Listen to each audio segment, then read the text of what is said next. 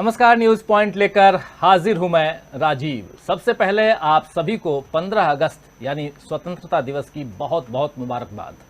आप जानते हैं कि इस साल देश को आज़ाद हुए 75 साल पूरे हो गए और मोदी सरकार ने आज़ाद भारत के इस अहम पड़ाव को अमृत काल के रूप में मनाने का निश्चय किया। एक अरसे से इस खास आयोजन की तैयारियां हो रही थीं। हर घर तिरंगा अभियान जैसे कदमों के जरिए देशभक्ति दिखाने का काम किया जा रहा था। सरकार की इन तैयारियों को देखकर लग रहा था कि लाल किले से पीएम नरेंद्र मोदी का भाषण बेहद खास होगा।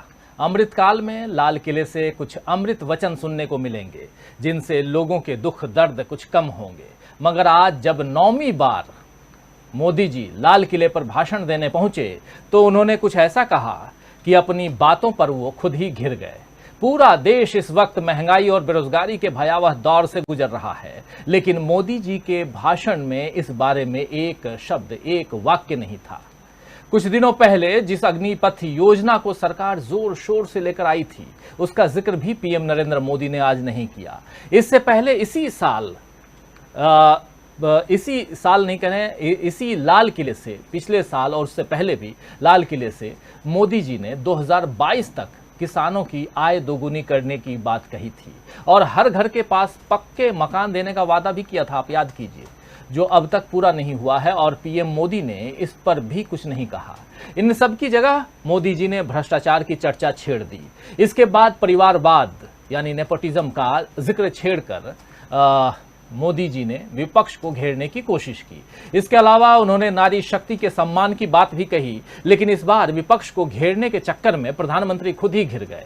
मोदी जी ने परिवारवाद की बात की तो अब उन्हें जय शाह, ज्योतिरादित्य सिंधिया और उन तमाम बीजेपी सांसदों, विधायकों या नेताओं के नाम याद दिलाए जा रहे हैं जो किसी बीजेपी नेता के परिवार से ही हैं। नारी शक्ति की बात, नारी शक्ति के सम्मान की बात मोदी जी ने की तो लोग उन्हें दीदी ओ दीदी वाले भाषणों की याद दिलाने लगे। 50 करोड़ की गर्लफ्रेंड और कांग्रेस की विधवा वाले भाषणों की याद भी दिलाई जा रही है। भ्रष्टाचार के मामले में मेहुल चौकसी और नीरव मोदी के गबन और फरारी की बातें भी की जा रही हैं। आइए लेकिन सबसे पहले सुनते हैं कि भ्रष्टाचार पर प्रधानमंत्री नरेंद्र मोदी ने आज लाल किले की प्राचीर से क्या कुछ कहा, जरा सुन लेते हैं। मैं सबकी चर्चा न करते हुए दो पर जरूर चर्चा करना चाहता हूं। एक है भ्रष्टाचार, दूसरा है भाई भतीजावाद, परिवारवाद। भारत जैसे लोकतंत्र में जहां लोग गरीबी से जूझ रहे हैं, जब एक तरफ से देखते हैं एक तरफ वो लोग हैं जिनके पास रहने के लिए जगह नहीं है, दूसरी पर वो तरफ लोग हैं जिनको अपना चोरी किया हुआ माल रखने के लिए जगह नहीं है। ये स्थिति अच्छी नहीं है और इसलिए हमें भ्रष्टाचार के खिलाफ पूरी ताकत से लड़ना है। भ्रष्टाचार दीमक की तरह देश को खोखला कर रहा है। मुझे इसके खिलाफ लड़ाई लड़नी है, लड़ाई को तेज करना है, निर्णायक मोड़ पे लेकर के ही जाना है। तब मेरे 130 करोड़ देशवासी, आप मुझे आशीर्वाद दीजिए, आप मेरा साथ दीजिए।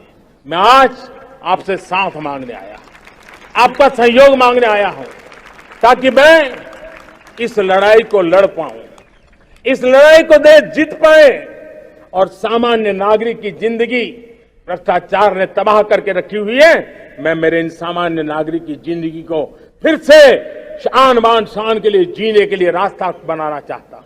और इसलिए मेरे प्यारे देशवासियों, ये चिंता का विषय है कि आज देश में भ्रष्टाचार के प्रति नफरत तो दिखती है, व्यक्त भी होती है, लेकिन कभी कभी भ्रष्टाचारियों के प्रति उदारता बरती जाती है। किसी भी देश में ये शोभा नहीं देगा। कई लोग तो इतनी बेशर्मी तक चले जाते हैं कि कोर्ट में सजा हो चुकी हो, भ्रष्टाचारी सिद्ध हो चुका हो, जेल जाना तय हो चुका हो, जेल गुजार रहे हो, उसके बावजूद भी उनका महिमा मंडन करने में लगे रहते हैं। उनकी शान शौकत में लगे रहते हैं, उनकी प्रतिष्ठा बनाने में लगे रहते हैं। अगर जब तक समाज में गंदगी के प्रति नफरत नहीं होती है, स्वच्छता की चेतना जगती नहीं है। जब तक भ्रष्टाचार और भ्रष्टाचारी के प्रति नफरत का भाव पैदा नहीं होता है, सामाजिक रूप से उसको नीचा देखने के लिए मजबूर नहीं करते, तब तक एक मानसिकता खत्म होने वाली नहीं है। तो सुन रहे थे आप प्रधानमंत्री नरेंद्र मोदी क्या कुछ कह रहे हैं भ्रष्टाचार पर। अब जरा परिवारवाद यानी नेपोटिज्म पर प्रधानमंत्री नरेंद्र मोदी ने इसी लाल किले से आज जब 75वीं वर्षगांठ हम मना रहे थे तो क्या कुछ कहा, आइए सुन लेते हैं।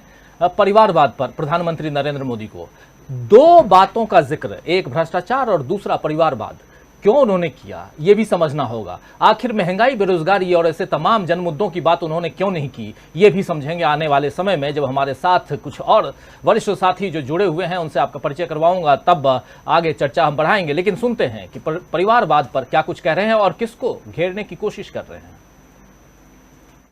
इस परिवारवाद से, भाई भतीजावाद से हमें हर संस्थाओं में एक नफरत पैदा करनी पड़ी होगी, जागरूकता पैदा करनी होगी, तब हम हमारी संस्थाओं को बचा पाएंगे।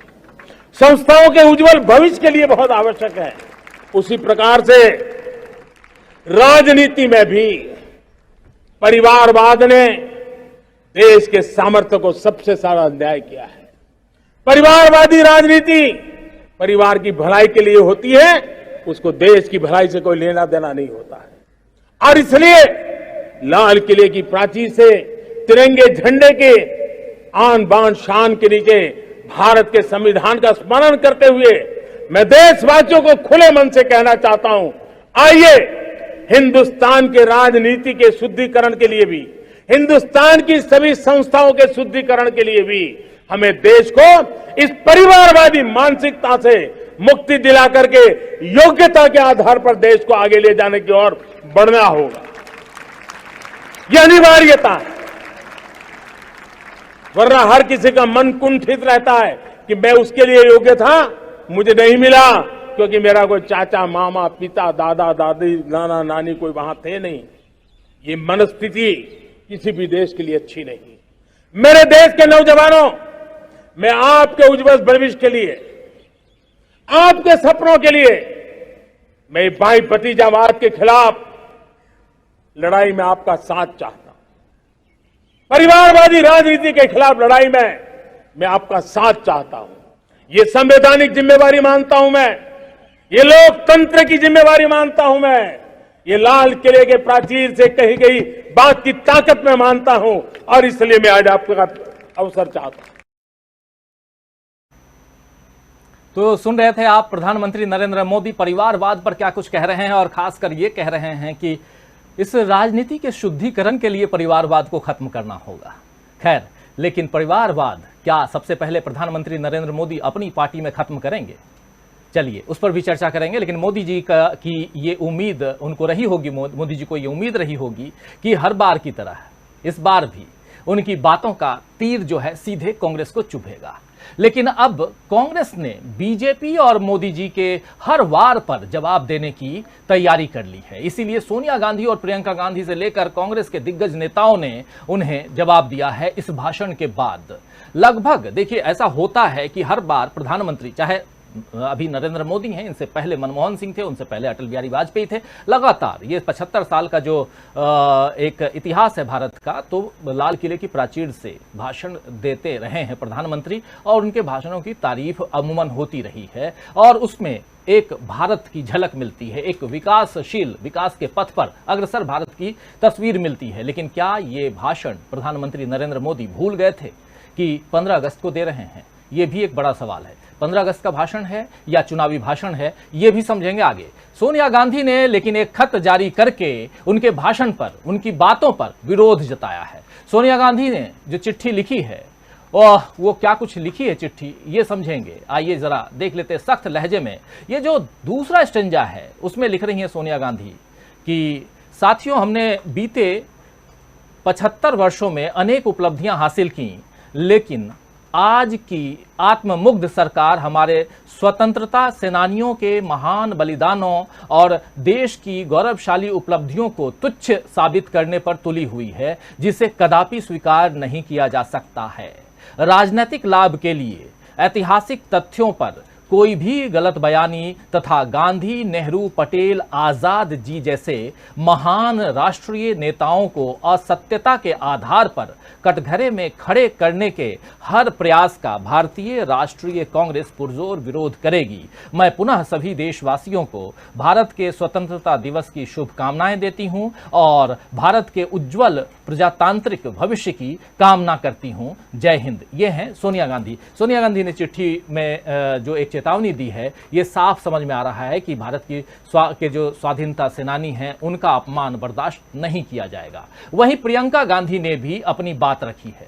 जरा सुन लेते हैं प्रियंका गांधी क्या कुछ कह रही हैं, और प्रियंका गांधी की बात, उनकी बाइट भी सुनाएंगे और ये भी समझेंगे कि राहुल गांधी ने आज अपने आप को कुछ भी बोलने से पहले क्यों मना कर दिया, ये भी जानेंगे उनकी ही जुबानी। तो बहुत कुछ है। प्रियंका गांधी की अगर बाइट हो, जल्दी फटाफट सुना दीजिए। प्रियंका गांधी क्या कुछ कह रही हैं। देशवासियों को बहुत बहुत शुभकामनाएं स्वतंत्रता दिवस की। इसका संदेश ये है कि हमें अपने शहीदों को याद करना चाहिए, जिन देशवासियों, जिन नेताओं ने इस देश की आजादी के लिए अपनी जान न्यौछावर की, जो लड़े, जिनकी वजह से आज हम आजाद हैं, उन्हें याद करना चाहिए और एकजुट होकर अपने देश के लिए दोबारा निर्णय लें कि अपने देश के लिए और उसको आगे बढ़ाने के लिए हम हमेशा लड़ सकते। दरअसल कांग्रेस आज आजादी गौरव यात्रा निकाली थी और इस यात्रा में ही प्रियंका गांधी पत्रकारों से चर्चा कर रही थी। जो कुछ कह रही थी आपने सुना। वहीं राहुल गांधी ने आज के दिन किसी भी तरह का जवाब देने से इनकार कर दिया है और एक नेता के तौर पर अपना कद कुछ और बढ़ा लिया है कि स्वतंत्रता दिवस यानी आजादी के इस अमृत महोत्सव का दिन दलगत राजनीति के लिए इस्तेमाल नहीं करना चाहिए, ये कह रहे हैं राहुल गांधी। आइए सुनते हैं राहुल गांधी ने क्या कुछ कहा। इंडिपेंडेंस डे सबको बहुत बहुत बधाई। और जो प्रधानमंत्री ने सर लाल किले से जो बोला है और कहा है कि परिवारवाद देश को खराब कर रहा है, उस पर आपका क्या कहना है? भैया मैं कमेंट नहीं करूंगा सर, 10 मिनट मगर सबको मोबाइल नीचे सर, लाल किले से सावरकर का जो नाम लिया गया उस पर सर, लाल किले से सावरकर का नाम जो लिया गया उस पर आपकी क्या प्रतिक्रिया है? क्या बोले?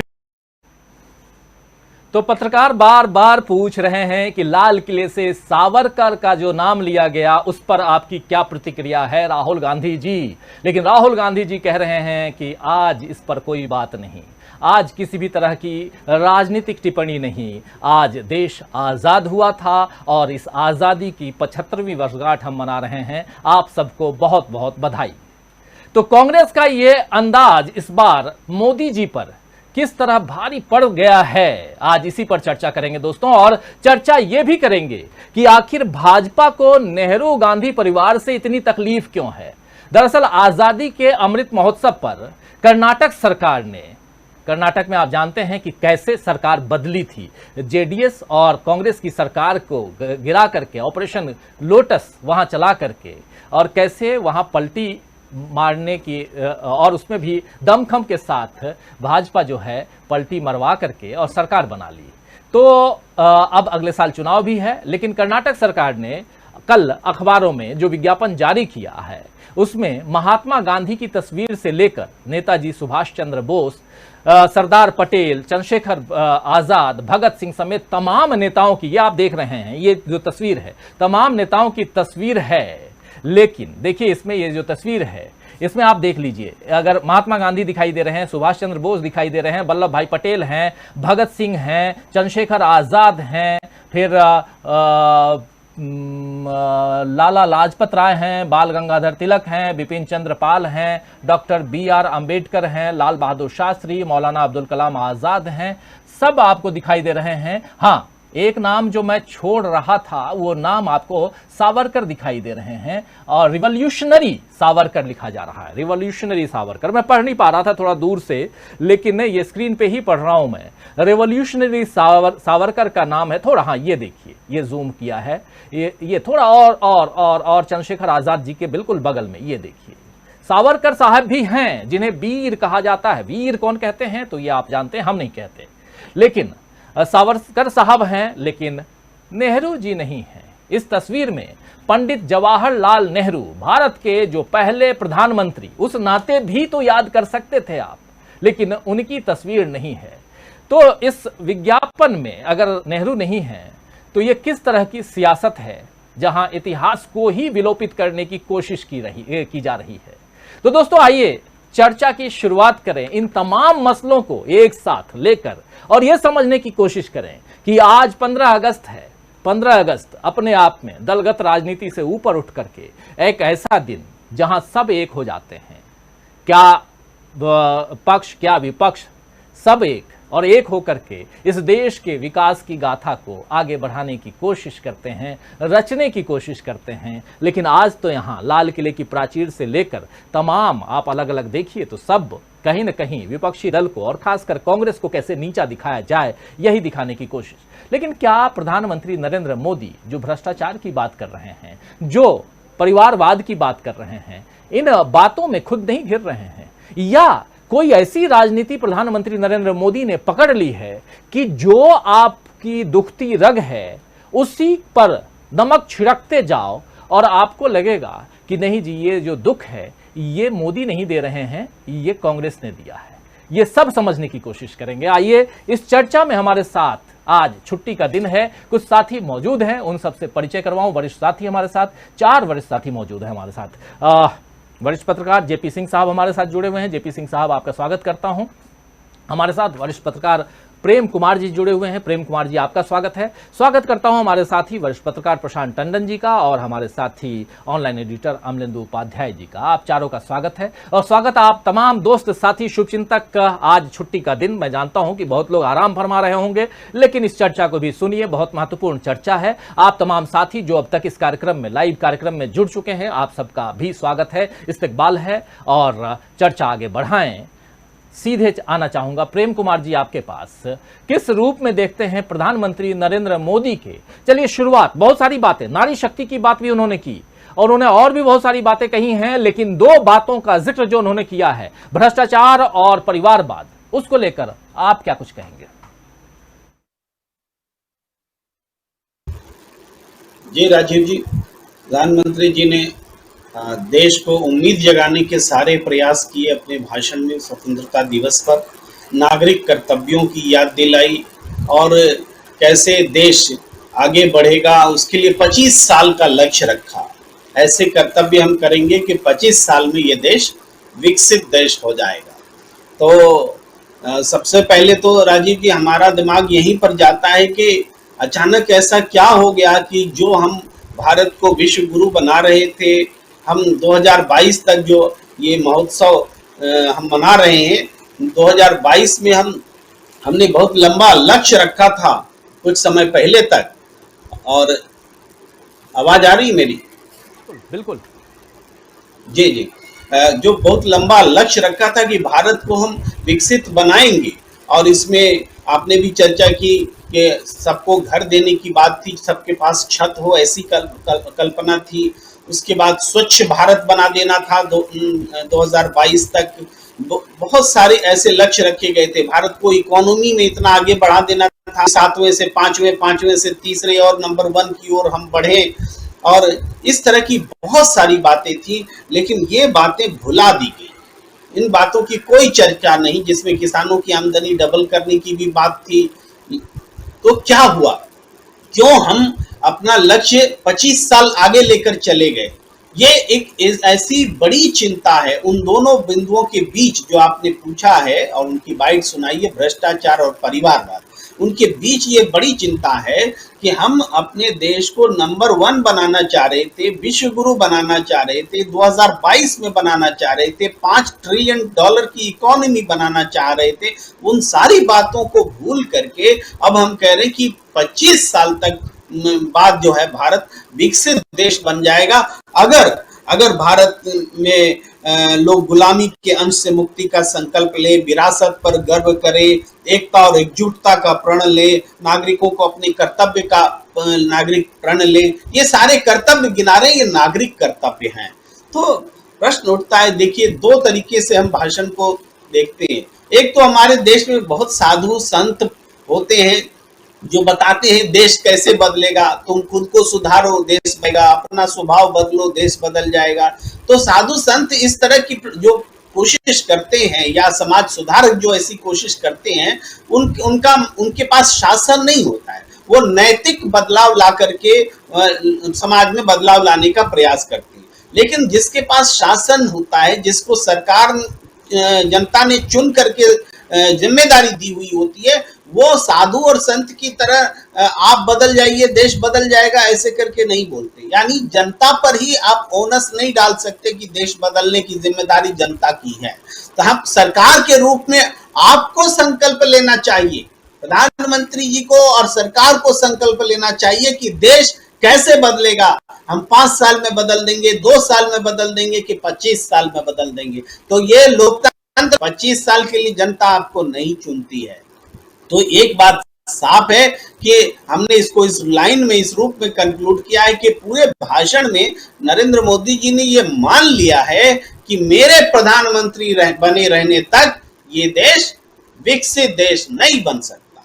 विकसित भारत बनेगा जब तक मैं प्रधानमंत्री हूं, ये बात नरेंद्र मोदी जी ने मान। तो एक बात ये हुई। दूसरी बात भ्रष्टाचार पर है। भ्रष्टाचार के आप बोलते हैं कि किसी के घर में पैसा नहीं है और किसी के घर में इतने पैसे हैं कि छुपाने से वो छुपा रहे हैं, छुपा नहीं पा रहे हैं। तो आप ऐसी बात स्वीकार कर रहे हैं आप 8 साल के बाद, जो ये होनी नहीं चाहिए थी। यानी आप कुछ नहीं कर पा रहे हैं एक सरकार के तौर पर, एक प्रधानमंत्री के तौर पर। भ्रष्टाचार के सामने क्या आप नतमस्तक हो गए हैं कि कोई अपना रुपया नहीं छुपा पा रहा है और आप देख रहे हैं? किसी के पास खाने को पैसे नहीं है वो भी आप बोल रहे हैं। ये दोनों स्वीकारोक्ति जो है ये बात है आजादी के 75 साल के मौके पर ये दोनों स्वीकारोक्ति कि किसी के पास इतना पैसा है कि वो छुपा नहीं पा रहा है और किसी के पास इतना कम है कि उसका जीना मुश्किल है। दोनों स्थितियां। तीसरी बात बहुत संक्षेप में बोल रहा हूं कि परिवारवाद। अब पूरे परिवारवाद पर उनको परिवार से खतरा है या परिवारवाद से खतरा है? सीधा एक लाइन कि परिवार से, गांधी नेहरू परिवार से खतरा है या परिवारवाद से खतरा है। अगर परिवारवाद की बात हम करें तो मैं उन बातों में नहीं जाता कि बीजेपी में कितने नेता हैं जिनके बच्चे या जिनके पिताजी मम्मी इस परिवारवाद के प्रतीक हैं। पर चलिए उनको हम उसी भाषा में लेके चलते हैं जो कहते हैं कि परिवारवाद का मतलब होता है कि ऑब्वियस होता है कि उसके बाद उसका बेटा ही, उसका बच्चा ही उसकी विरासत को संभालेगा। हम उसी अर्थ में लेते हैं। तो हम ये बताना चाहते हैं कि ये जो परिवार है कांग्रेस का गांधी नेहरू का परिवार, क्या पंडित नेहरू ने अपनी बेटी को प्रधानमंत्री बनाया? नहीं, पंडित नेहरू तो गुजर गए थे। ये इंदिरा गांधी जी, लाल बहादुर शास्त्री जी ने अपनी कैबिनेट में शामिल किया। बाद में उन्होंने पार्टी को कैसे कांग्रेस ओ और कांग्रेस ई में विभक्त हुई और इन्होंने कांग्रेस ई को ओरिजिनल पार्टी के रूप में स्टैब्लिश किया। ये पंडित नेहरू ने इंदिरा गांधी को नहीं सत्ता की बागडोर सौंपी।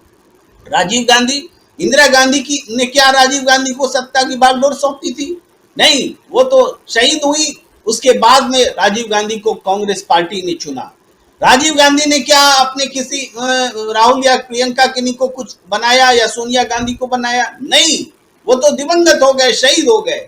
लेकिन हम कहते हैं कि परिवारवाद, कैसे इसको आप परिवारवाद कह सकते हैं? उसके राजीव गांधी जी के बाद से अभी तक कांग्रेस में जो भी है किसी ने सरकार की कमान संभालने की कोशिश नहीं की है। इसके उलट अगर कुर्बानी का इतिहास देखें तो देखिए मोतीलाल नेहरू से लेकर जवाहरलाल नेहरू, उनकी पत्नी, उनकी मम्मी, उनकी बहनें और नीचे तक इंदिरा गांधी, तमाम लोग सबने कुर्बानी दी है, जान दी है। तो ये परिवारवाद है। तो ऐसा परिवारवाद तो देश को चाहिए जो कुर्बानी दे, जो जान दे। तो ये फर्क जो है समझना पड़ेगा कि परिवारवाद अपने फायदे के लिए, अपने परिवार के लिए, अपनी जमींदारी को बचाने के लिए, अपनी धन दौलत को बचाने के लिए, विरासत को सौंपने के लिए जो परिवारवाद होता है, राजनीतिक शक्ति का इस्तेमाल किया जाता है, उस परिवारवाद तो आज ऑब्वियस है कि भारतीय जनता पार्टी की सरकार में कोई भी मुख्यमंत्री, प्रधानमंत्री नहीं बनेगा जब तक कि वो संघ परिवार का सदस्य नहीं। इससे बड़ा परिवारवाद क्या होगा? अगर परिवारवाद की बात करनी है प्रधानमंत्री जी, तो ईमानदारी से बात कीजिए ना। परिवारवाद जैसे आप बोलते हैं कि ये ऑब्वियस है कि उसका पुत्र, उसकी संतान उसकी विरासत संभालेगा, तो ये परिवारवाद है। तो ये भी ऑब्वियस है कि संघ के परिवार का सदस्य होगा, वही मुख्यमंत्री बनेगा, वही प्रधानमंत्री बनेगा। तो इससे बड़ा परिवारवाद क्या हो सकता है? मैंने तीनों बिंदुओं को छू लिया राजीव जी, और आपके जवाब मैंने दिए। परिवारवाद, जी हां, भ्रष्टाचार की बात और परिवारवाद की बात आखिर आज लाल किले की प्राचीर से प्रधानमंत्री नरेंद्र मोदी ने क्यों की, यह समझने की कोशिश। और यहां प्रेम कुमार जी जो कह रहे हैं कि परिवारवाद से प्रधानमंत्री नरेंद्र मोदी को तकलीफ है या एक परिवार से तकलीफ है, अगर उसको देखा जाए, उसकी तह में जाया जाए, तो शायद एक परिवार की तरफ ज्यादा झुकाव नजर आ रहा है। ये समझेंगे और सीधे चलेंगे प्रशांत टंडन जी के पास। लेकिन प्रशांत टंडन जी से पहले कांग्रेस के जो मुख्य प्रवक्ता हैं, राष्ट्रीय प्रवक्ता रणदीप सिंह सुरजेवाला की जगह पे अब पवन खेरा आ चुके हैं, आप जानते हैं वो क्या कुछ कह रहे हैं इसी पर। आइए जरा सुन लेते हैं और फिर प्रशांत टंडन जी के पास आते हैं। आइए जरा सुनते हैं। जो जो उन्होंने वादे किए थे, अब मुझे लगता है वो उन्हें खुद को सताते होंगे। कहां गई किसानों की दुगनी आय? कहां गया वो वादा सबको घर दिलवाने का? कहां गया सारा काला धन वापस लाने का वादा? उल्टा जो था धन हिंदुस्तान से वो बाहर चला जा रहा है। रोजगार का वादा, हर खाते में 15 लाख का वादा। अब उन्हें वो तमाम वादे न सोने देते हैं, न ठीक ढंग से बोलने देते हैं, और कुछ करने की आदत उनकी है नहीं, सिर्फ बोलने भर की आदत है। अब उसमें भी थके हुए महसूस होते हैं। जो उन्होंने कुछ राजनीतिक बातें की, मुझे लगता है वो भारतीय जनता पार्टी का आंतरिक मसला है। जो भारतीय जनता पार्टी में एक परिवारवाद है, एक आदमी जिसने लॉर्ड्स में कोई सेंचुरी लगाई हो, शायद मैंने तो नहीं देखा, वो क्रिकेट में एक बड़े पद पर जाकर पहुंच गए हैं। एक और मंत्री हैं जिनका बेटा फॉरेन सर्विसेज तो शायद नहीं पास किया, लेकिन एक बहुत बड़े थिंक टैंक में बहुत बड़े पद पर है। तो अब वो हमला अपने ही मंत्रियों पर है, अपने ही मंत्री पुत्रों पर है, यह मोदी जी खुद बताएंगे। लेकिन देश आज उनसे उम्मीद करता था कि वो अपना रिपोर्ट कार्ड देंगे, 8 साल का हिसाब किताब देंगे। कहां गया वो वादा? किसानों की दुगनी आय का वादा। किसान परेशान, इंतजार कर रहा था कि आज कोई जवाब मिलेगा। हर व्यक्ति को पक्का घर, हर घर में नल, हर नल में जल, ये तमाम जो उनके खोखले नारे थे, जिनको अमित शाह खुद ही जुमला कहते हैं, उन तमाम नारों पे उम्मीद थी कि आज कुछ हिसाब किताब देंगे, कोई रिपोर्ट कार्ड देंगे। प्रधानमंत्री ने पूरे देश को और अपने समर्थकों को भी आज निराश किया।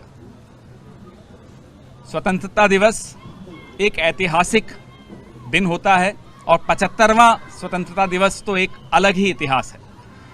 लाल किले की प्राचीर पर जहां से प्रधानमंत्री आज भाषण दे रहे थे, वहां ऐतिहासिक भाषण दिए गए हैं। इतिहास पुरुषों ने वहां खड़े होकर इतिहास लिखा है। उनके मुंह से निकला एक एक शब्द इस देश की तकदीर लिख कर गया। ऐसे में उम्मीद थी कि प्रधानमंत्री एक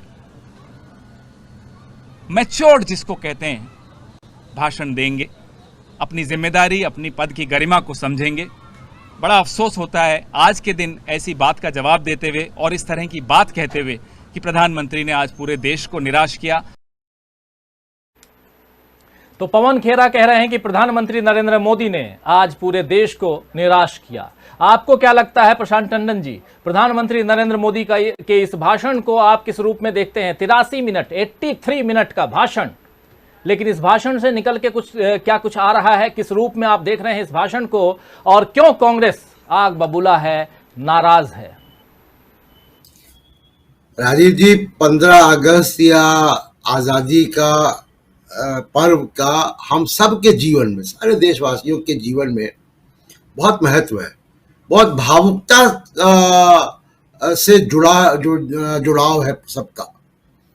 बचपन से हम लोगों ने, जब टीवी नहीं भी था तो भी रेडियो पे प्रधानमंत्री के भाषण सुनते थे, और ये देश लाल किले से भाषण का एक ऐतिहासिक महत्व है, जैसा कि पवन खेड़ा जी कह रहे थे। लेकिन आप देखिए कि देश तमाम तरह के पड़ाव से आके होकर गुजर रहा है, और अगर मैं इसको 75वीं वर्षगांठ, 75 साल, और अगर आप इसको देखें कि 25 साल से परिवारवाद पर, आखिर क्या परिवारवाद पर निशाना था या परिवार पर निशाना था, जो सवाल यहां पूछ रहे थे हमारे साथी प्रेम कुमार जी, जरा यही सवाल आगे टटोलेंगे प्रशांत टंडन जी के जरिए, लेकिन प्रधानमंत्री नरेंद्र मोदी को जरा सुन लेते हैं। सुनिए जरा।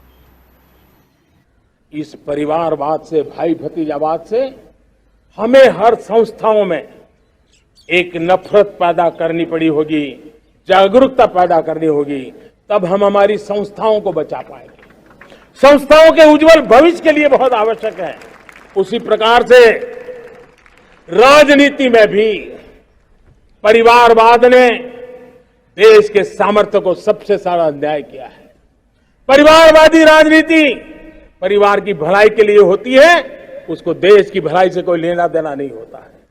और इसलिए लाल किले की प्राचीर से तिरंगे झंडे के आन बान शान के नीचे भारत के संविधान का स्मरण करते हुए मैं देशवासियों को खुले मन से कहना चाहता हूं, आइए हिंदुस्तान के राजनीति के शुद्धिकरण के लिए भी, हिंदुस्तान की सभी संस्थाओं के शुद्धिकरण के लिए भी हमें देश को इस परिवारवादी मानसिकता से मुक्ति दिला करके योग्यता के आधार पर देश को आगे ले जाने की ओर बढ़ना होगा।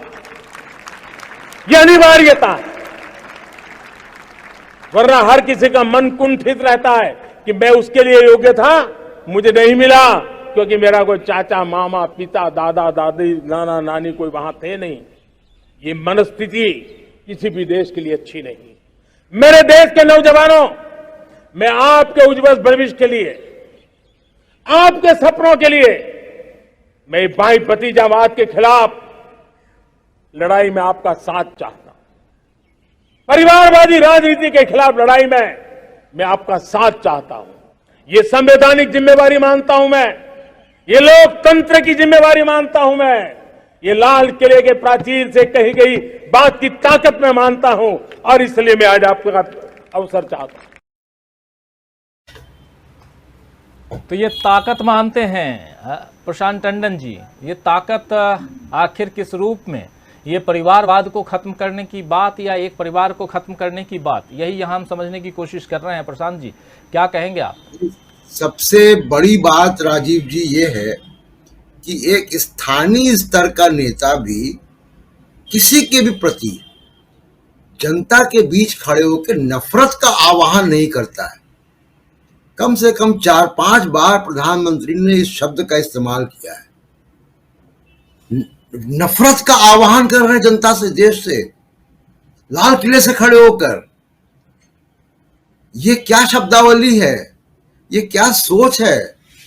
मतलब इनकी, जिसने भी, जो भी स्पीच राइटर होगा, उसके दिमाग में क्या बात चल रही है कि आप किसी के प्रति, प्रधानमंत्री का पद इतना बड़ा होता है और वो जगह इतनी ऐतिहासिक है, वहां से खड़े होकर आप किसी भी अपने विरोधी के प्रति या किसी के भी समाज के किसी भी हिस्से के प्रति आप नागरिकों से नफरत का आह्वान करेंगे?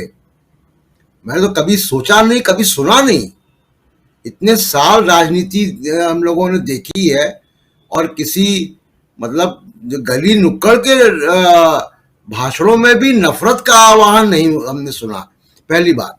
दूसरी चीज राजीव जी, कि अगर हम देश किन किन पड़ावों से होकर गुजरा तो देखें, तो पहले जो भाषण लाल किले से हुआ पंडित नेहरू का, नेहरू जी का ट्विस्ट विद डेस्टिनी भाषण, जो कि अगले दिन हुआ था, क्योंकि 15 अगस्त की रात को उन्होंने भाषण दिया था सेंट्रल हॉल में, लेकिन लाल किले पे अगले दिन सुबह हुआ था, अगले दिन दोपहर बाद हुआ था।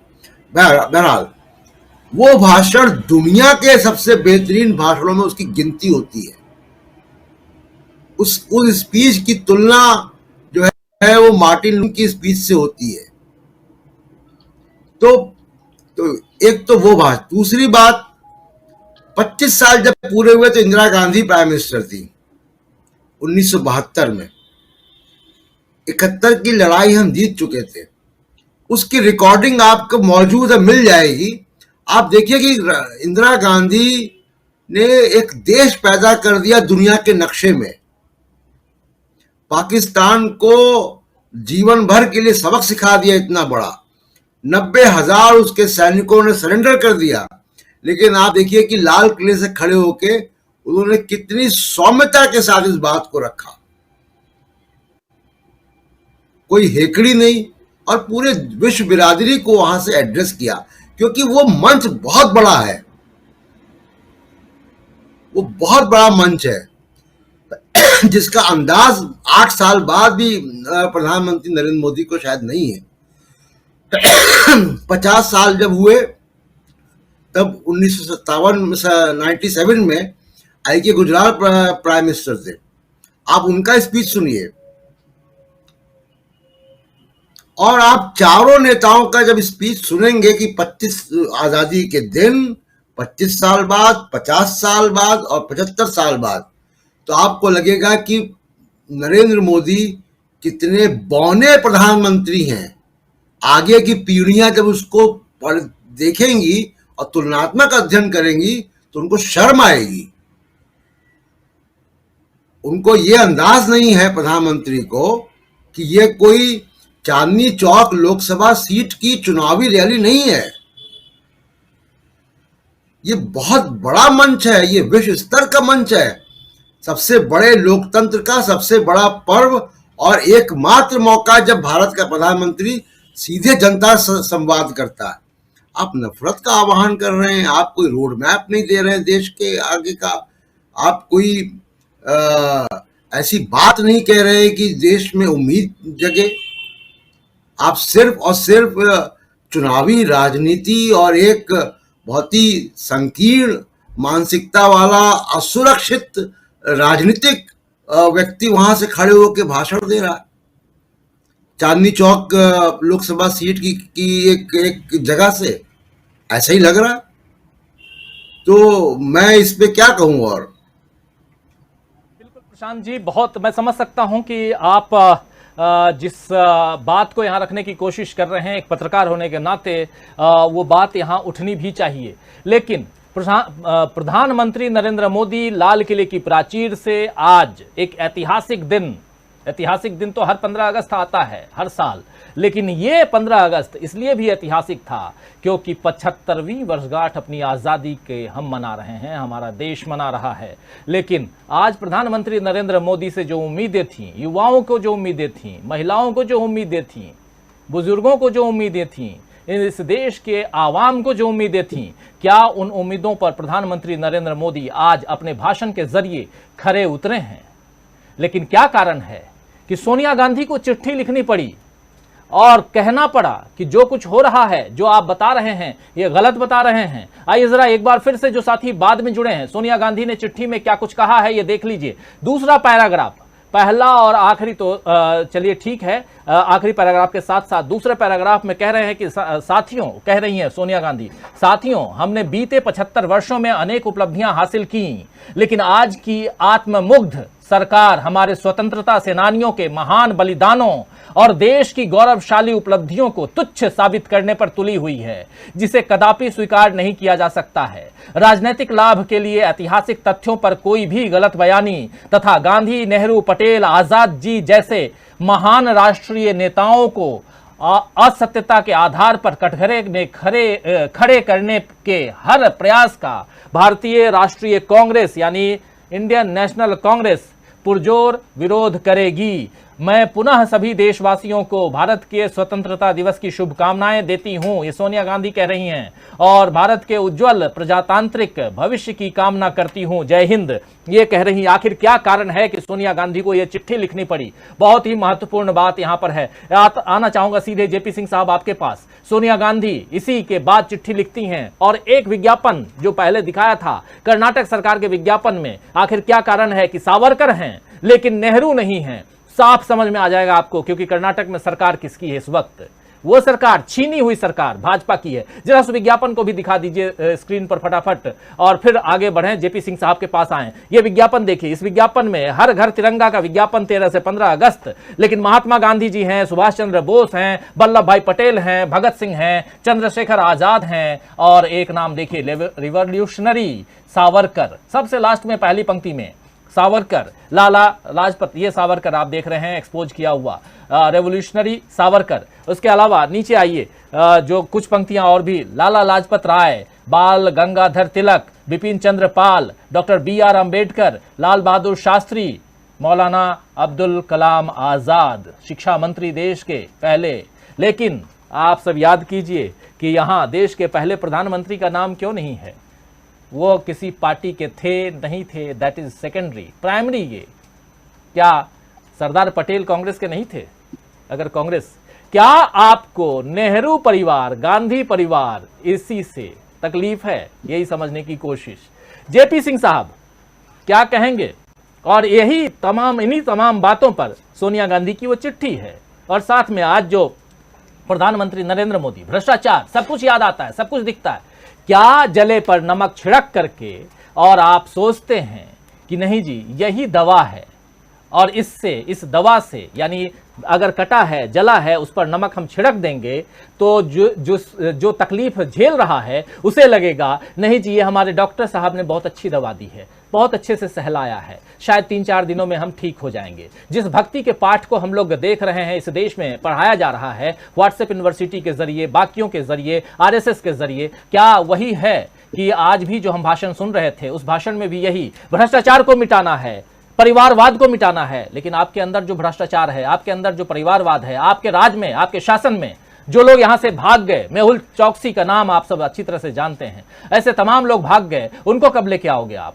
उस पर लंबी लंबी बड़ी बड़ी बातें तो आप कर रहे थे। परिवारवाद, कौन कौन नहीं है आपकी पार्टी में जो परिवार, और ज्योतिरादित्य सिंधिया से लेकर के जय शाह का नाम भी अभी कांग्रेस ने लिया है। ऐसे ही नारी शक्ति की बात कर रहे हैं, नारी शक्ति में दीदी ओ दीदी किस ढंग से आप बोलते थे, इसे आज कांग्रेसी दिखा रहे हैं। 50 लाख रुपए की गर्लफ्रेंड कौन बोलता था? कांग्रेस की विधवा कौन कहता था? ये सारी बातें आज कांग्रेस याद दिला रही है। मैं कुछ भी नहीं कह रहा हूं, ये तमाम बातें सोशल मीडिया पर आज चल रही हैं, और यही बातें आपको डसने की कोशिश कर रही हैं। आखिर क्या हम देख रहे हैं, किस दिशा में देख रहे हैं, कैसी तुच्छ राजनीति लाल किले की प्राचीर से हम देख रहे हैं? जेपी सिंह साहब देखिए राजीव जी, सबसे पहले मैं आपको ये बताना चाहता हूं, या मित्रों को भी, आप लोगों की निगाह से गुजरा भी होगा, अभी जो पार्लियामेंट का सेशन खत्म हुआ है उसमें CAG की रिपोर्ट रखी गई। ये वो CAG है विनोद राय जिसके अध्यक्ष थे, और पूरी यूपीए की सरकार चली गई। इस CAG की रिपोर्ट में भारत सरकार की आर्थिक स्थिति के बारे में बहुत ही नकारात्मक रिपोर्ट है। रिपोर्ट में यह है कि 2015 से 16 से लेकर 2019-20 तक आर्थिक स्थिति इतनी खराब है कि आप समझिए कि कर्जे का जो है वो इनटेक सरकार बढ़ता जा रहा है, खुले बाजार से सरकार कर्ज ले रही है, और जो 4.5 लाख करोड़ के आसपास 2016 के फाइनेंशियल ईयर में ब्याज देना पड़ता था, आज बढ़ करके 6.5 लाख करोड़ से अधिक का हो गया है। मतलब कर्जा और GDP का रेशियो 50% क्रॉस कर गया है। अगर 2015 में 50% था तो इस समय 52% से अधिक है।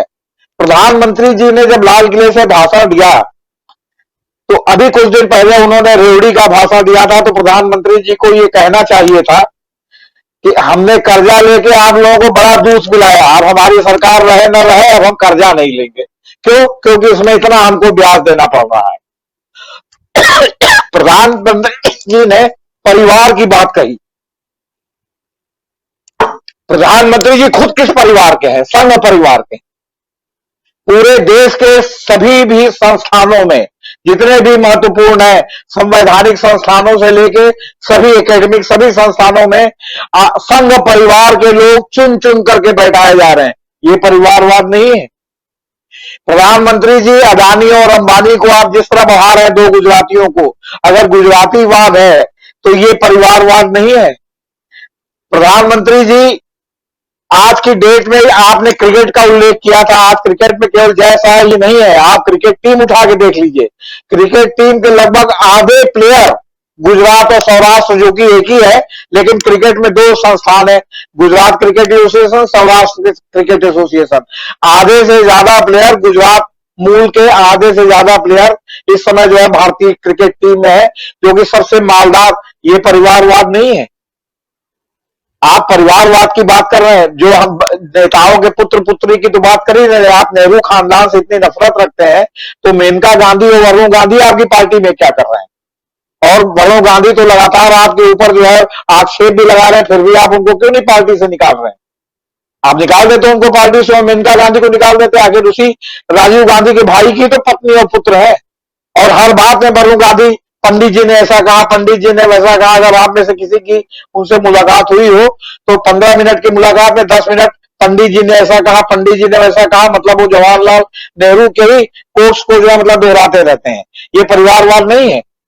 अब भ्रष्टाचार, अभी हाल में उत्तर प्रदेश में इनके चहेते जितिन प्रसाद जो कांग्रेस से आए हैं, 450 करोड़ के जो है आपके ट्रांसफर पोस्टिंग के मामले में जो है मतलब फंस गए थे और इनका पीएस हटा दिया गया था। और उसके बाद जो दुनिया भर की दिल्ली में पंचायत हुई, ये हुई, लगा कि ये मंत्रिमंडल से हटा दिए जाएंगे।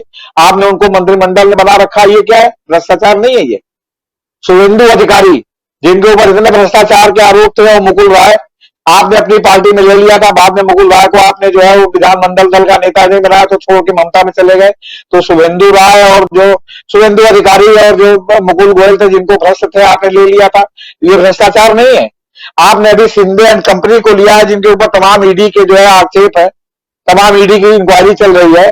तो वो भ्रष्टाचार नहीं है। वो आपके आने से गंगा जल की तरह पवित्र हो गए। और अभी तमाम ऐसे लोग हैं। अभी बिहार में, अब आप ये बताइए, 5 करोड़ रुपया बिहार में मंत्री विधायकों को ऑफर था, 20 करोड़ रुपया मध्य प्रदेश में दिया गया, सर्वविदित है। 80 करोड़ 50 से 80 करोड़ रुपया जो है आपको दिया गया वहां महाराष्ट्र में। ये भ्रष्टाचार नहीं है। आप किसको मतलब बेवकूफ बनाना चाहते हैं? आपके पास कहने के लिए कुछ है नहीं। आप टोटल फेलियर हैं। आपके पास जो है सब्जबाग दिखाने के अलावा कुछ नहीं है। आपने जो 2022 कहा था, आपने ये सोच के कहा था कि उस समय अमृत महोत्सव होगा आजादी का, तो हम लाल किला से जो है 2022 में सबको दुगना तिगुना करेंगे। अब आप कह रहे हैं कि कोविड की वजह से नहीं हुआ, तो कोविड तो 2020 में संभवतः हुआ था। तो 2020 में अगर कोविड हुआ था तो 2022 है, तो 2020 से जो 14 से 20 तक 6 साल की सरकार थी, उसमें आपने क्या किया? आपने क्यों नहीं बताया कि 8 साल में आपने कौन सी महंगाई दूर की, कौन से अच्छे दिन लाए, क्या किया आपने 8 साल में? ताकि लोगों को उम्मीद रहे कि आप जो 22 साल बाद 25 साल बाद कह रहे हैं, जब शताब्दी वर्ष होगा, फिर समझ लीजिए अभी 75वां है, तो वो शताब्दी वर्ष होगा आजादी का 25 साल बाद। तो मतलब शताब्दी वर्ष पर भी आप जो है लाल किले के प्राचीर से खड़े होकर के कहेंगे कि अब ऐसा है कि अब जो है 100 साल बाद जो है वो क्या कहते हैं अच्छे दिन आएंगे। अभी तो आपका 5 साल 7 साल से बढ़ करके 25 साल पहुंच गया है, तो 25 साल बाद 100 साल हो जाएगा। और फिर तब आप ये कहिएगा कि लाल किले के प्राचीर से जवाहरलाल नेहरू ने 15 अगस्त को झंडा नहीं फहराया था, हेगड़ेवार ने फहराया था। और नाथूराम गोडसे जो है वो युग पुरुष है, महात्मा गांधी नहीं है। तब तक आप इंदिरा गंगा में पानी बहा देंगे। ये सरासर झूठ है। ये इस पर तो सब पूछे तो मतलब किसी प्रकार से चर्चा करने लायक विषय ही नहीं है मेरे हिसाब से। क्यों? क्योंकि जब झूठे ही बोलना है, केवल अनर्गल प्रलाप करना है, तो हम पूछ रहे हैं आपसे, बड़नगर में जब ये चाय बेचते थे अपने पिताजी की दुकान में, तो ये तो मान लीजिए राजनीति में आए, प्रधानमंत्री बन गए, आज करोड़ों की संपत्ति इनके पास है। इनके भाइयों के पास कहां से संपत्ति आई?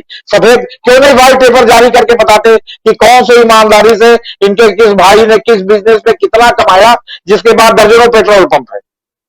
ऐसा हमने रिपोर्ट में पढ़ा है। तो ये बताएं कि कितने ईमानदार है, इनका बागी परिवार कितना ईमानदार है, जो चाय बेचते बेचते अचानक जो है अरबपति बन गया। उत्तर प्रदेश के डिप्टी चीफ मिनिस्टर से लेकर तमाम मंत्री हैं जिनके आज की डेट में ये ईडी का छापा पड़वा है, तो किसी से भी ज्यादा पैसा उनके यहां से बरामद होगा, आप समझ लीजिए। तो सवाल इस बात का है कि जब आपको खाली मंच पर से खड़ा होकर झूठ बोलना है तो बोलते रहिए, जिसको सुनाना है सुनाते रहिए।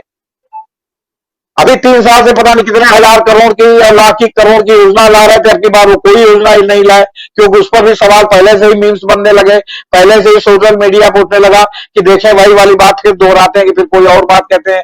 आप बिहार को स्पेशल पैकेज देते देते आपके नीतीश कुमार आए, नीतीश कुमार चले गए। तो कहने का मतलब है कि खाली जो है जो आपके साथ आ जाए वो पवित्र नाम हो जाए, जो दूसरे के साथ जाए वो जो आपका विरोध करे या विरोध में रहे तो भ्रष्टाचारी हो जाए। तो इसलिए ये कोई पैमाना नहीं है। आप कुछ भी किसी को भ्रष्टाचार, परिवारवाद कुछ भी कहिए, आप संघ परिवार के बारे में क्यों नहीं बोलते कि अब संघ परिवार नहीं माना जाएगा? जी वो बिल्कुल सही सवाल आप यहाँ उठा रहे हैं और ये हम समझने की दोस्तों कोशिश कर रहे हैं कि प्रधानमंत्री नरेंद्र मोदी का जो आज भाषण था लाल किले से, उस भाषण में उन्होंने 2 बातों को स्पेशली मेंशन किया। पहला भ्रष्टाचार, दूसरा परिवारवाद। आखिर परिवारवाद और भ्रष्टाचार को लेकर के और जिस ढंग से वो कह रहे थे, इसमें से बहुत सारी चीज़ें उल्टे उन पर ही लागू होती हैं, उनसे ही सवाल पूछे जा सकते हैं, वही सवाल पूछने की कोशिश कर रहे हैं। नारी शक्ति की बात भी कर रहे थे। इस देश में पिछले 8 साल में महिलाओं के प्रति जो ईमानदारी से जो काम होना चाहिए था, क्या वो काम हुआ? बहुत सारे ऐसे सवाल हैं जिन सवालों को हम यहाँ पूछने समझने की कोशिश कर रहे हैं। और साथ साथ अगर आप हेरिटेज को, विरासत को ख़त्म करने की कोशिश कर रहे हैं, जो महान नेता हुए, महान देश के ऐसे जो हस्तियां हुई, उन हस्तियों को मिटाने की अगर आप कोशिश कर रहे हैं तो वो कहाँ तक जायज़ है, ये भी समझने की हम यहाँ कोशिश कर रहे हैं। सोनिया गांधी ने जो कुछ कहा है अपनी चिट्ठी के ज़रिए वो भी काफ़ी इम्पॉर्टेंट है, लेकिन साथ साथ क्या कारण है कि नेहरू जी को भुलाने की कोशिश हो रही है बार बार। हालांकि प्रधानमंत्री नरेंद्र मोदी ने नेहरू को भी याद किया और उस मंच से पहली बार, यानी लाल किले की प्राचीर से जहाँ तक मुझे ध्यान आता है, पहली बार सावरकर को याद किया गया है। सावरकर को क्यों आगे लाया जा रहा है ये आप सब अच्छी तरह से जानते हैं। अमलेंदु उपाध्याय जी, किस रूप में देखते हैं आप प्रधानमंत्री नरेंद्र मोदी का भाषण? तो ठीक है, लेकिन कांग्रेस का बरसना कितना उचित दिखाई देता है आपको, प्रधानमंत्री पर बरसना? देखिए राजीव जी, मुझे लगता है कांग्रेस का प्रधानमंत्री पे बरसना जो है वो कतई उचित नहीं है। और इसलिए उचित नहीं है कि प्रधानमंत्री नरेंद्र मोदी जो आज बोले हैं लाल किले की प्राचीर से, प्रधानमंत्री के दिल का दर्द है जो निकल करके आया है। और ये साफ स्पष्ट हो रहा है प्रधानमंत्री की बॉडी लैंग्वेज से, प्रधानमंत्री की भाषा से, उनके भाषण के कथ्य से ये साफ स्पष्ट हो रहा है कि प्रधानमंत्री शायद लाल किले की प्राचीर से प्रधानमंत्री के तौर पे अपना अंतिम भाषण दे रहे हैं। और संघ परिवार के अंदर कुछ ना कुछ चल रहा है कि अगला झंडा जो है लाल किले को शायद प्रधानमंत्री नरेंद्र मोदी नहीं फहराएंगे, इसलिए उन्होंने इस तरीके की बातें की हैं। 25 साल में जो है देश में ये हो जाएगा, 25 साल में देश में वो हो जाएगा। वरना प्रधानमंत्री ने जब कहा था कि 10 साल जो है इंतजार कर लो, सांप्रदायिक विद्वेष में फैलाओ, इस तरह की बातें जब पहले भाषण में कही थी, तो आज प्रधानमंत्री कुछ और बातें करते। तो आज जो प्रधानमंत्री ने जो भी बातें की हैं वो साफ संदेश है कि प्रधानमंत्री को जो है शायद संघ परिवार की तरफ से कोई आदेश मिल चुका है या कोई संकेत मिल चुका है कि अब आपकी पारी जो है प्रधानमंत्री के तौर पर पूरी हो गई है और संघ परिवार को नरेंद्र मोदी जी की कोई आवश्यकता नहीं है। मुझको ऐसा लगता है कि ये सब कुछ ऐसा है, कुछ जो प्रधानमंत्री के उससे निकल करके आ रहा है, उनकी देह भाषा से और जो बातें वो कर रहे हैं उससे ये साफ जाहिर होता है। क्योंकि प्रधानमंत्री ने 83 मिनट देश के बर्बाद किए, उन 83 मिनट में बहुत कुछ हो सकता था। देश तरक्की के रास्ते पे जा सकता था। बताते हैं कि हर मिनट में शायद 4 किलोमीटर सड़क बन रही है इस देश के अंदर, तो समझ लीजिए 83 मिनट में कितनी सड़क बन सकती थी। बताया जाता है 59 मिनट में 1 करोड़ का लोन मिल जाता है, तो कितना लोन मिल सकता था ये भी है। तो प्रधानमंत्री ने देश के जो 83 मिनट बर्बाद किए और उस 83 मिनट में प्रधानमंत्री जूझते रहे कि परिवारवाद है। प्रधानमंत्री का इशारा निश्चित तौर पर जो है वो कांग्रेस की तरफ नहीं था, क्योंकि कांग्रेस की तरफ होता तो प्रधानमंत्री इतने कमजोर नहीं है कि कांग्रेस का नाम नहीं लेते। प्रधानमंत्री का निश्चित तौर पर इशारा जो भारतीय जनता पार्टी के अंदर परिवारवाद है उसी की तरफ था। प्रधानमंत्री वहीं से बात कर रहे थे कि वो लड़ना चाहते हैं परिवारवाद से, और वो परिवारवाद से लड़ नहीं पा रहे हैं भारतीय जनता पार्टी के अंदर रहते हुए, चूंकि हर तरफ से उनको जो है परिवारवाद घेर लेता है वहां आकर के। कभी सिंधिया घेर लेते हैं, कभी राजनाथ सिंह आगे घेर लेते हैं, कभी प्रेम कुमार धूमल घेर लेते हैं, कभी अमित शाह घेर लेते हैं। तो प्रधानमंत्री घिरे हुए हैं सब तरफ से परिवारवादियों से। तो प्रधानमंत्री जो है वो यही अपना दिल का दर्द बता रहे थे कि उनको जो है लड़ना है इस परिवारवाद से, और देश का सहयोग चाह रहे थे कि भारतीय जनता पार्टी के अंदर जो परिवारवाद है उससे लड़ाई में देश जो है प्रधानमंत्री का सहयोग दे। मैं तो प्रधानमंत्री के साथ भारतीय जनता पार्टी के अंदर जो परिवारवाद है उसकी लड़ाई में प्रधानमंत्री नरेंद्र मोदी के साथ कंधे से कंधा मिला करके खड़ा हूं। प्रधानमंत्री कल से घोषणा करें कि भारतीय जनता पार्टी के अंदर कोई भी परिवारवादी अब नहीं रहने पाएगा, सबके टिकट काट दिए जाएंगे और जो बैठे हुए हैं उनको निकाल के बाहर किया जाएगा संसद से, और उनके जगह जो दूसरे लोग लाए जाएंगे, भले ही उपचुनाव कराना पड़े। मैं प्रधानमंत्री के साथ निश्चित तौर पर 100% हूं इस मामले में भारतीय जनता पार्टी के अंदर परिवारवाद को खत्म करने। देखिए, प्रधानमंत्री ने एक और बात कही, कहा कि परिवारवाद की वजह से योग्यता जो है वो मारी जाती है, योग्य लोगों को जगह नहीं मिल पाती है। अब प्रधानमंत्री स्वयं जानते हैं कि प्रधानमंत्री कैसे प्रधानमंत्री बने हैं। आडवाणी जी क्या कम योग्य थे मोदी जी से, जो 2014 में प्रधानमंत्री बना दिए गए?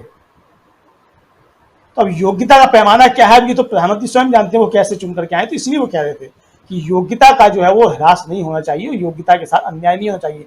क्योंकि प्रधानमंत्री स्वयं जो है वो योग्यता के साथ अन्याय करके आए हैं, तो इसलिए वो जानते हैं अच्छे तरीके से योग्यता के साथ किस तरीके से अन्याय होता है। तो ये भी प्रधानमंत्री के दिल का दर्द है, मैं उसका भी सम्मान करता हूं। दूसरी बात एक और राजीव जी महत्वपूर्ण ये है कि शहीद आजम सरदार भगत सिंह और चंद्रशेखर आजाद और पंडित नेहरू और सरदार पटेल के साथ में सावरकर का नाम लेना पूरी स्वतंत्रता संग्राम के आंदोलन के साथ, और जो हमारे आजादी के सिपाही हैं उनका भयंकर अपमान है। और मुझे लगता है कि लाल किले की प्राचीर से आज प्रधानमंत्री ने जाने अनजाने में स्वतंत्रता संग्राम के शहीदों का घोर अपमान किया है। प्रधानमंत्री को इस पर अलग से माफी मांगनी चाहिए, भले इसके लिए उनको मन की बात स्पेशल करनी पड़े, और इसके लिए उनको राष्ट्र से माफी मांगनी चाहिए कि उन्होंने राष्ट्र के जो बनाने वाले लोग थे, जो इस देश की आज़ादी के लिए लड़ाई लड़ने वाले लोग थे, उन लोगों के साथ में सावरकर और नानाजी देशमुख का नाम लिया। इसके लिए मुझे लगता है प्रधानमंत्री नरेंद्र मोदी को राष्ट्र से माफी मांगनी चाहिए। ये घोर अपराध हुआ है प्रधानमंत्री से, अब वो जाने अनजाने में हुआ है या उनके जो था उसने लिख करके दिया उसकी वजह से हुआ है, जिसकी वजह से भी हुआ, क्योंकि वो शब्द जो हैं प्रधानमंत्री के मुंह से निकले और लाल किले की प्राचीर से निकले हैं। और आजादी के अमृत महोत्सव के अवसर पर जो लाल किले की प्राचीर से प्रधानमंत्री का संबोधन हुआ है उसमें से जो है शहीद आजम सरदार भगत सिंह और चंद्रशेखर आजाद और सरदार पटेल और पंडित नेहरू के नाम के साथ में जो है अगर सावरकर का नाम आता है तो निश्चित तौर पे जो है ये माफी योग्य नहीं है। क्योंकि ना तो पंडित नेहरू ने अंग्रेजों से माफी मांगी, ना सरदार पटेल ने अंग्रेजों से माफी मांगी, ना शहीद आजम सरदार भगत सिंह ने माफी मांगी, ना चंद्रशेखर आजाद ने माफी मांगी। माफी मांगने का काम और पेंशन देने का काम सावरकर ने किया था। मुझे लगता है प्रधानमंत्री अपने इस जो उनसे गलती हुई है उसके लिए राष्ट्र से माफी जरूर मांगे। जी राजीव जी बिल्कुल, माफ़ी मांगने की बात आप कह रहे हैं, लेकिन यहाँ तो बातें कुछ और होती हैं, ये आप सब अच्छी तरह से जानते हैं। समय ख़त्म हो चुका है, मैं भी आप लोगों से माफ़ी चाहूँगा। मैं इस कार्यक्रम को यहीं समाप्त करना चाहूँगा क्योंकि आज कई लोग छुट्टियाँ मना रहे हैं। आप लोगों को भी मैं समझता हूँ कि इस महत्वपूर्ण दिन पे अगर कुछ जोड़ना चाहते हैं तो जल्दी जल्दी जोड़ सकते हैं। बिल्कुल आप लोगों की अनुमति से मैं इस कार्यक्रम को बढ़ा सकता हूं, लेकिन लब्बो लुआब यही है कि इस प्रधानमंत्री के भाषण में और उस पर जितनी व्याख्या की जाए उस व्याख्या में एक बात साफ समझ के निकल के आती है कि प्रधानमंत्री नरेंद्र मोदी के भाषण में देश की एक तस्वीर जो झलकनी चाहिए थी, देश के उन्नति की तस्वीर झलकनी चाहिए थी, वो तस्वीर नहीं झलकी। ये साफ, जैसा हमारे साथी चारों साथी जैसी बातें कह रहे थे पहले भी, कि एक चुनावी भाषण दिखाई दे रहा था। और हो भी क्यों नहीं, प्रधानमंत्री जी से भाजपा इतना ज़्यादा काम करवाती है, चुनावी भाषण दिलवाती है कि अब प्रधानमंत्री को चुनावी भाषण देने के अलावा कुछ याद ही नहीं रहता है कि वो कहाँ भाषण दे रहे हैं। शायद आप लोग भी सहमत होंगे। और यही कारण है कि प्रधानमंत्री जी जब भी भाषण देते हैं तो कहीं न कहीं उसमें सियासत के पुट आ ही जाते हैं। और जब सियासत के पुट आते हैं तो प्रधानमंत्री को एक पार्टी सबसे ज़्यादा अखरती है, खलती है, वो है बीजेपी, और माफ़ करें कांग्रेस। और कांग्रेस के सामने जब वो आते हैं तो गांधी नेहरू परिवार के अलावा उन्हें कुछ दिखाई नहीं देता है। और यही आज के भाषण में भी रहा। जेपी सिंह साहब मुस्कुरा रहे हैं, बिल्कुल कुछ जोड़ना चाहते हैं, प्लीज। जी देखिए, उन्होंने जो भ्रष्टाचार पर जो बोला और ये बोला कि साहब बहुत लोगों को सजा हो जाती है, इसके बाद भी लोगों को महिमा मंडित नहीं होती। ये तत्कालिक दर्द उनको लालू प्रसाद यादव के बिहार से है, क्योंकि लालू प्रसाद यादव चारा घोटाले में वो हो गए हैं, और उसके अलावा वो मीसा भारती का जो है वो ईडी ने फार्म हाउस जो है वो क्या कहते हैं अटैच किया था, जिसको जो है पीएमएलए का अधिकरण ने जो है रिलीज कर दिया, और फिर से उनकी सरकार बन गई। फिर उनका इशारा चिदम्बरम की तरफ है, जो जेल में भी रहे, बाहर भी आए, राजनीति भी कर रहे हैं, लेख भी लिख रहे हैं, सरकार के खिलाफ सारी इकोनॉमिक पॉलिसी पर अटैक भी कर रहे हैं। उनका इशारा सोनिया गांधी और राहुल गांधी पर है, जिनको ईडी से लगातार घेरने की कोशिश हो रही है। तो सवाल यह है कि ये पूरा उनका भाषण राजनीतिक है, इसमें कोई अराजनीतिक जैसी बात नहीं है। और बाकी परिवारवाद पर अमलेंदु जी ने कहा, वो बात अब उनकी जगह पर सही है, लेकिन परिवारवाद में कहीं ना कहीं बात वही है ना कि आप हमारे साथ आ गए तो मेनका गांधी भी हो तो कोई फर्क नहीं पड़ता, राहुल गांधी भी शामिल हो जाए तो कोई फर्क नहीं पड़ता, जितिन प्रसाद भी शामिल हो गए कोई फर्क नहीं पड़ता। लेकिन अगर वो विपक्ष में रहते हैं तो फिर वो प्रधानमंत्री की निगाह में जो है वो भ्रष्टाचारी, परम बेईमान सब कुछ है। इनके यहाँ आ गए तो शुभेंदु अधिकारी की तरह ये ग्राह है, अभी जो है वो तेजस्वी यादव इनके साथ मिलकर सरकार बना ले बिहार में, तो ये लालू प्रसाद यादव का भ्रष्टाचार जो है इनकी निगाह से जो है मतलब उतर जाएगा। मैं तो कह रहा हूं आपके माध्यम से कि बड़नगर में जो इनके भाइयों की प्रॉपर्टी और जो उनकी आर्थिक हैसियत बढ़ी है, उस पर एक श्वेत पत्र जारी कराएं कि कितने ईमानदार है। बिल्कुल। प्रेम कुमार जी, कुछ जोड़ना चाहेंगे आप? जी, मैं जो टंडन सर कह रहे थे थोड़ी देर पहले कि नफरत वाली बात, कि नफरत को प्रधानमंत्री के मुंह से ऐसी बातें पहली बार ऐसी सुनी गई है, नफरत जैसी। देखिए, हमारे देश में अगर किसी को सजा हो जाती है, कोई भ्रष्ट साबित हो जाता है, कोई हत्यारा साबित हो जाता है, इसके बावजूद जब वो सजा काट कर बाहर आता है तो उसको आम नागरिक की तरह जिंदगी जीने का अधिकार होता है। राजीव गांधी के हत्यारे को तो अब बाहर वो हो गए हैं, सजा काट चुके हैं, तो क्या उनसे हमेशा नफरत की जाएगी? ये हमारे देश का जो संवैधानिक ढांचा है, जो उसका मूल्य है, वो नहीं कहता है। हाँ, जो भ्रष्टाचार धड़ल्ले से चल रहा है उसको आप रोक नहीं पा रहे हैं, ये आप मानिए कि भ्रष्टाचार को हम रोकने का जो सिस्टम है हमारा, वो सिस्टम काम नहीं कर रहा है। तो सिस्टम को एक्सेलरेट कराने का काम तो सरकार का होता है, वो बात है। और बहुत संक्षेप में, चूंकि चर्चा को भी समाप्त करना है, ये बात मैं ध्यान दिलाना चाहता था कि हमारे देश में अपराधी से ये नफरत करने का नहीं, अपराध जो है उसको खत्म करने का जो है बड़ा संकल्प लिया जाता है। हमारा सारा सिस्टम अपराध खत्म करने से है, अपराधी से नफरत करने के लिए नहीं है। जी टंडन जी,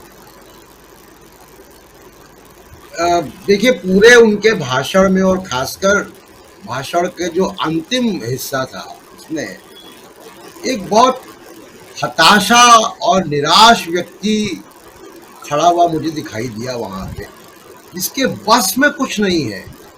चीन घुसा हुआ है, आप कुछ नहीं कर पा रहे हैं, आर्थिक स्थिति नहीं संभाल पा रहे हैं, रुपया नीचे गिरता है, डॉलर से आप संभाल नहीं पा रहे हैं, तो आपके बस में कुछ नहीं है।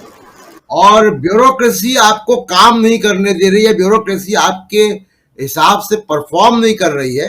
एक अविश्वास है, और जिसकी चर्चा मैं कई बार आपके प्रोग्रामों में कर चुका हूं कि ब्यूरोक्रेसी में किस तरह से अविश्वास नरेंद्र मोदी का तमाम ब्यूरोक्रेट्स के प्रति कैसा है।